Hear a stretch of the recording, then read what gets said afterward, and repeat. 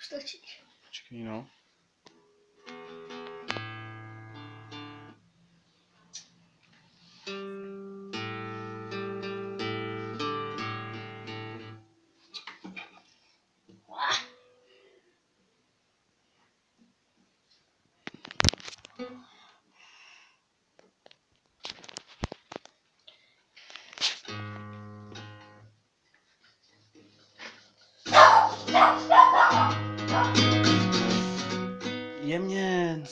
Jemně, jenom tak hezky. Takhle.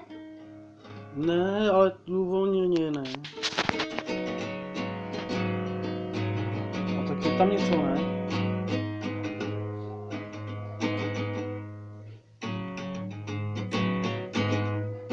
Se nauč jenom chyt to tady, počkej, tady ty dvě chyť. Tak no, chytni je. A jenom udělej takhle dolů. To moc nezní, ne?